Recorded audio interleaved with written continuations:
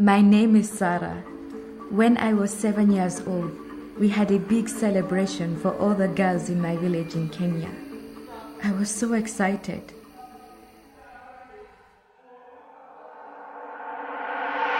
A woman cut me. She sewed me up. It hurt. But I remember my mother was very proud. "You're a good girl," she said. "This is best for you. You'll be accepted in the village. You'll get a good husband." It was hard to walk afterwards. It was even hard to sit. From then on, it took me a long time when I went for a pee. Later, I had a bad pain every month.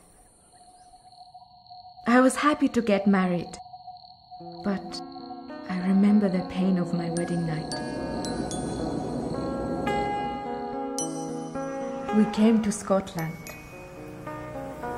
When it was time for my baby to be born, the midwife said, "Oh my, what happened to you?" I felt so humiliated. I felt judged. I was treated like an object. I didn't get the help I needed.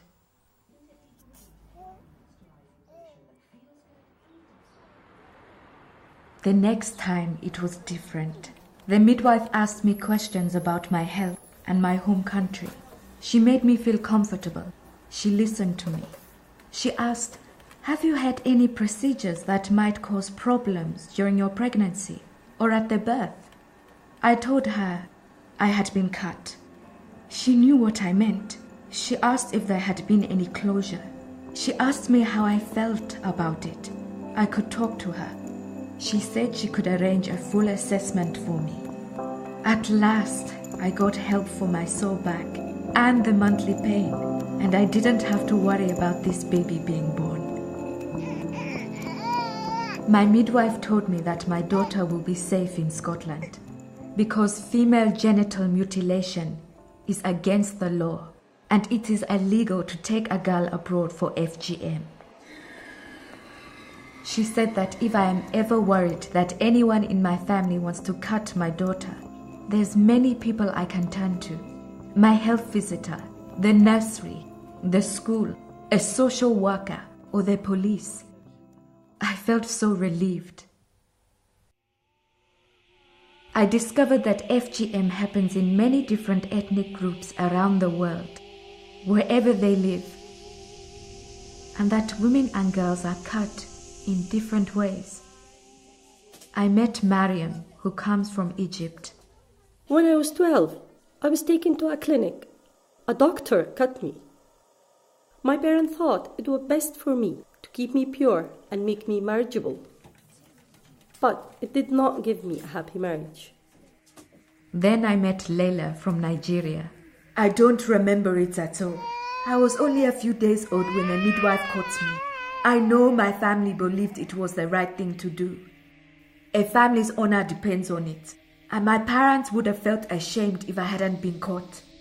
But now I feel so betrayed. It makes me feel angry and sad. More than 125 million girls and women alive today have been cut. Some don't survive. When my daughter was 6, we decided it was time for a trip home at last. The school asked me and my husband to come in. The teacher asked, "Are you under any pressure from your family to have your daughter cut when you go away?" My husband Adam said, "We know what FGM does, and we won't let anyone hurt our little girl." The teacher gave me a leaflet that explains the law and how I can get help abroad if I need it. I called my mom. I told her I'd found out my bad back and pains were all because of FGM, and that I've discovered that FGM is not allowed in any religion. I told her it's against the law in Scotland. I could get into a lot of trouble if I let anyone harm our daughter when we come to visit. My mom surprised me. She told me my sister is involved in a campaign to end FGM back home.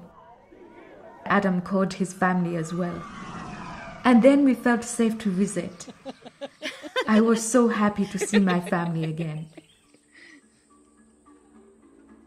When you meet someone like me at your work, please remember, FGM harms girls and women. It is child abuse. It's a violation of human rights. It's a crime. But you can make a difference. Be sensitive. Families believe they're doing their best for their daughters. Get to know your local communities. Don't make assumptions. Not every woman from a country where there's FGM will be affected. Be clear about where you can get advice and information. You are not alone.